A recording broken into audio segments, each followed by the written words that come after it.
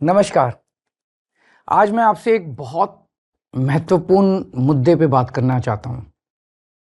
आमतौर पे जब कोई नेता चुनाव के ठीक पहले किसी विषय पे चर्चा करता है या घोषणा करता है तो लोग कहते हैं वोट के लिए कर रहा है।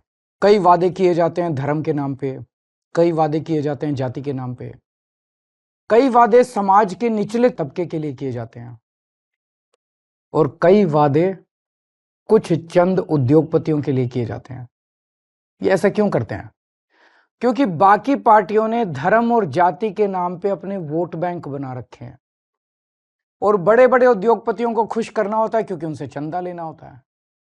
तो ये एक तरह से बड़े उद्योगपति उनके नोट बैंक हैं और बाकी लोग उनके वोट बैंक हैं। इस वोट बैंक और नोट बैंक के बीच में एक बहुत बड़ा ऐसा वर्ग है जो पिस के रह गया है। वो ना इधर का है ना उधर का है और ये वर्ग है भारत का मिडिल क्लास। कोई भी पार्टी आज मिडिल क्लास के हित की बात करने को तैयार नहीं है। ऐसा क्यों है? आजाद भारत के 75 वर्ष में एक के बाद दूसरी पार्टी आई, एक सरकार के बाद दूसरी सरकार आई और इन सब लोगों ने मिडिल क्लास को दबा के, डरा के, निचोड़ के रखा हुआ है। मिडिल क्लास और सरकार का एक बड़ा अजीब रिश्ता है।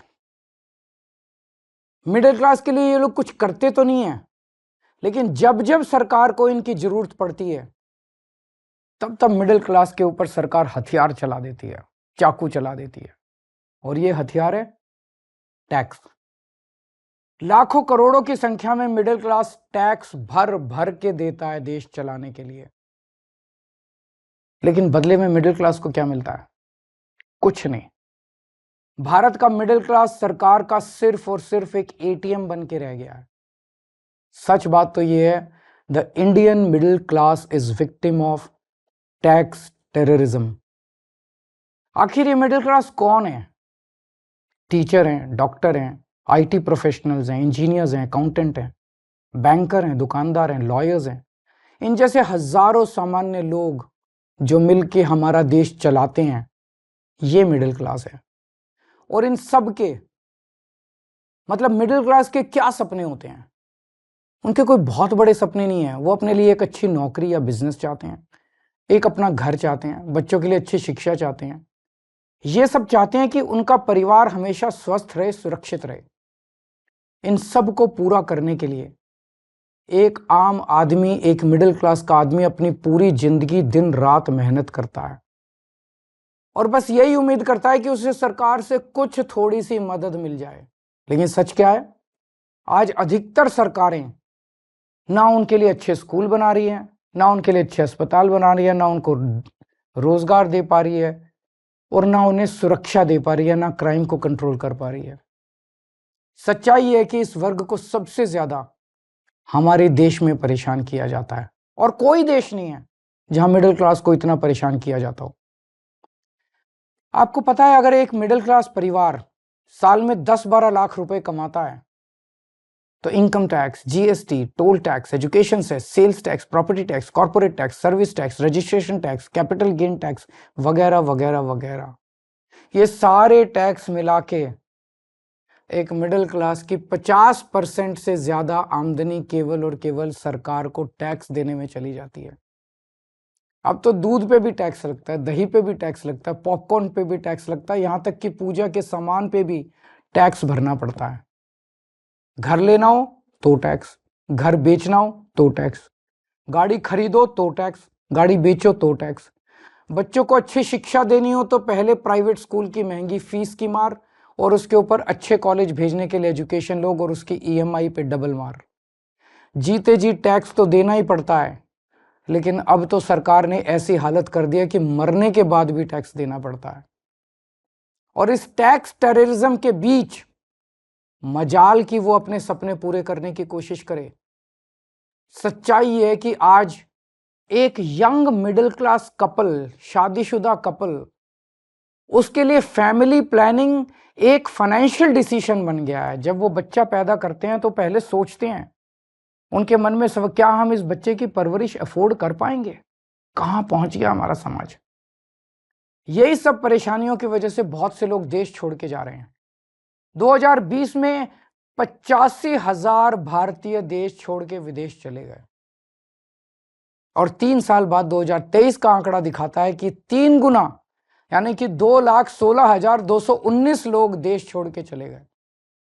ये हमारे ही देश के लिए बहुत बड़ा नुकसान और दुख की बात है, क्योंकि ये युवा जो हमारे देश का भविष्य बन सकता था, आज किसी और देश का भविष्य बन रहा है। अब ये समस्या है, लेकिन इसका समाधान क्या है? सरकार के पास पैसा जनता से आता है। अब इस पैसे को खर्च करने के 2 ही तरीके हैं। या तो सरकार इस पैसे को जनता की भलाई पे खर्च करे, शिक्षा पे, स्वास्थ्य पे, ऐसी बेहद जरूरी बुनियादी सुविधाएं बेहतर करे, लोगों का जीवन बेहतर करे। और या फिर दूसरा तरीका है कि अपने उद्योगपति दोस्तों को कर्ज दे दे और थोड़े दिन में वो कर्ज माफ कर दे, जनता के पैसे डुबो दे। हमारी दिल्ली सरकार ने पहला तरीका चुना। हम जनता के पैसे जनता पे खर्च करते हैं। मेरा मानना है कि मिडिल क्लास सिर्फ शिक्षा से ही आगे बढ़ सकता है, इसलिए हमने सरकार बनते ही एजुकेशन का बजट 5,000 करोड़ से सीधा 10,000 करोड़ कर दिया और आज ये बजट 16,000 करोड़ पे पहुंच गया, हमारा दिल्ली का शिक्षा बजट। हमने सरकारी स्कूलों को इतना बेहतर बना दिया, इतना बेहतर बना दिया। ये स्कूल आज इतने अच्छे हो गए कि 4 लाख बच्चे प्राइवेट स्कूल छोड़ के सरकारी स्कूल में आ गए। अब बहुत बड़े स्तर पे मिडिल क्लास लोग अपने बच्चों को यहाँ सरकारी स्कूल में भर्ती करा रहे हैं। क्या पहले कभी आपने सुना था कि कोई बच्चा प्राइवेट स्कूल छोड़ के सरकारी स्कूल में जाता है? और इतना ही नहीं, हमने प्राइवेट स्कूलों को फीस बढ़ाने पे कैप लगा दी और हजारों बच्चों को उनकी सालों पुरानी फीस रिफंड करवाई है दिल्ली के अंदर। जो पिछले सालों में उन्होंने गलत फीस ले ली थी, कई स्कूलों से हमने फीस रिफंड कराई है। क्या आपने कभी एक आम आदमी को स्कूल के फीस का रिफंड मिलते हुए सुना है? तो आप ही बताइए, क्या हमने आप ही के टैक्स के पैसे शिक्षा में इन्वेस्ट करके, शिक्षा का बजट बढ़ा के, स्कूल बेहतर करके, प्राइवेट स्कूलों की फीस पे कैप लगा के, क्या हमने कोई गुनाह किया है? हमने मिडिल क्लास को महंगाई की मार से बचाने के लिए बिजली और पानी के बिल कम कर दिए। आज देश के सभी बड़े शहरों में सबसे सस्ती बिजली दिल्ली वालों को मिलती है। और इतना ही नहीं, हमने आपके टैक्स का पैसा इंफ्रास्ट्रक्चर में इन्वेस्ट करके पूरी दिल्ली में बिजली की सप्लाई 24 घंटे कर दी, जबकि 10 साल पहले दिल्ली में 8 से 10-10 घंटे के पावर कट लगते थे। ये करके मिडिल क्लास को अगर हमने थोड़ी सी राहत पहुंचाई है, तो क्या हमने कोई गुनाह किया है? हमने सरकारी अस्पताल बेहतर बनाए। सरकारी अस्पताल से रेफर होकर प्राइवेट अस्पताल जाने वालों की सारी सर्जरी फ्री कर दी। आपको जान के ताज्जुब होगा कि हमारे मोहल्ला क्लिनिक की सबसे ज्यादा डिमांड दिल्ली के मिडिल क्लास इलाकों से आती है। तो क्या आपके टैक्स के पैसों से अच्छे अस्पताल और अच्छे मोहल्ला क्लिनिक बना के एक आम आदमी को अच्छा इलाज करके हमने कोई गुनाह किया है क्या? अब इस मिडिल क्लास के अंदर भी एक वर्ग है जिनके बारे में सरकार ने कभी नहीं सोचा, वो है हमारे सीनियर सिटीजन। सीनियर सिटीजन्स ने, हमारे बुजुर्गों ने पूरी जिंदगी ईमानदारी से टैक्स भरा। मोटे मोटे तौर पे देखें तो एक एवरेज मिडिल क्लास का आदमी रिटायर होते होते कम से कम अपनी पूरी जिंदगी में 1 से 1.5 करोड़ रुपए का टैक्स तो दे ही देता है। इसके बदले में उसको क्या मिलता है? भगवान ना करे उसको कोई बड़ी बीमारी हो जाए, ना उसको इंश्योरेंस कंपनी कुछ देती, ना सरकार उसका हाथ पकड़ती। इसलिए आने वाले चुनाव के बाद हम दिल्ली में संजीवनी योजना लागू कर रहे हैं। इस योजना के तहत 60 साल से ऊपर के सभी सीनियर सिटीजन्स को सरकारी और प्राइवेट अस्पताल में बिल्कुल फ्री इलाज मिलेगा। तो आप बताइए, अगर आपके टैक्स के पैसे से आपके घर के बुजुर्गों को ही नहीं, पूरी दिल्ली के हर बुजुर्ग को अच्छा इलाज मिल जाए, तो क्या हमने कोई गुनाह किया है क्या? कभी सोचा आपने?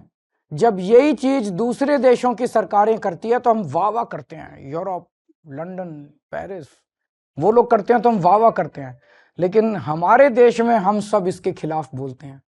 ऐसा क्यों होता है? इसका कारण है कि सरकार ने मिडिल क्लास को एक तरह से मानसिक गुलाम बना दिया है।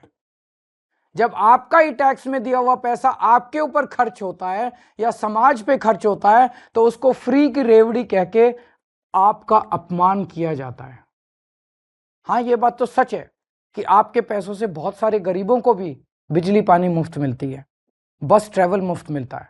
आप सोचते होंगे मेरे पैसे से किसी और पे ये क्यों लगाया जा रहा है, लेकिन आज मैं आपसे कहना चाहता हूं इसका जवाब मुझसे बेहतर आपके माता पिता देंगे। आज हमारे जो छोटे छोटे शहरों में मिडिल क्लास है ना, इनमें से 99% के माता पिता गरीब थे।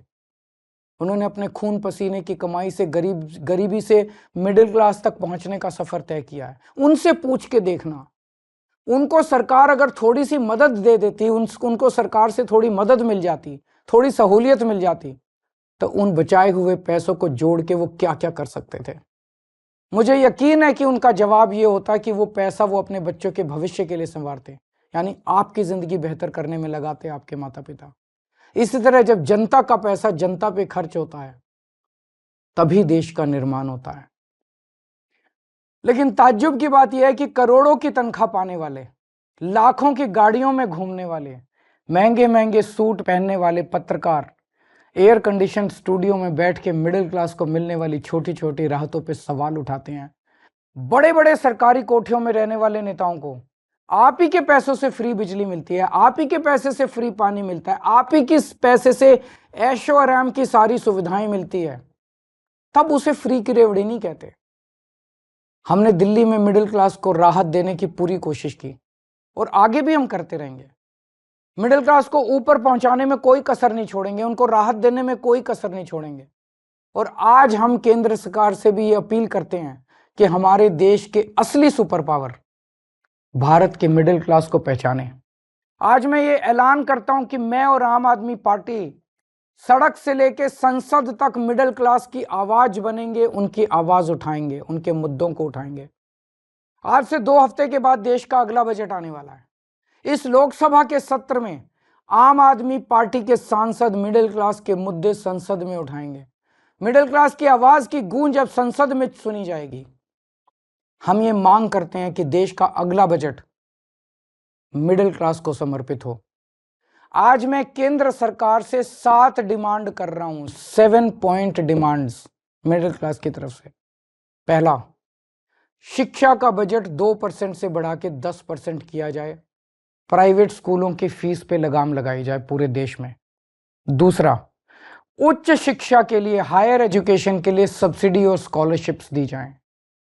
तीसरा, हेल्थ का बजट भी बढ़ा के 10% किया जाए और हेल्थ इंश्योरेंस से टैक्स हटाया जाए।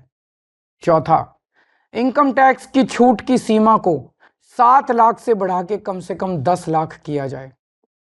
पांचवा, एसेंशियल कमोडिटीज के ऊपर, आवश्यक वस्तुओं के ऊपर से जीएसटी खत्म किया जाए। छठा, सीनियर सिटीजन्स के लिए मजबूत रिटायरमेंट प्लान और पेंशन की योजनाएं बनाई जाएं और देश भर में सभी सरकारी और प्राइवेट अस्पतालों में सीनियर सिटीजन्स को मुफ्त और अच्छा इलाज दिया जाए।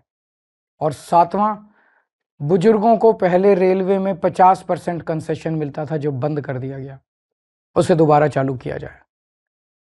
ये है हमारा मिडिल क्लास का मैनिफेस्टो।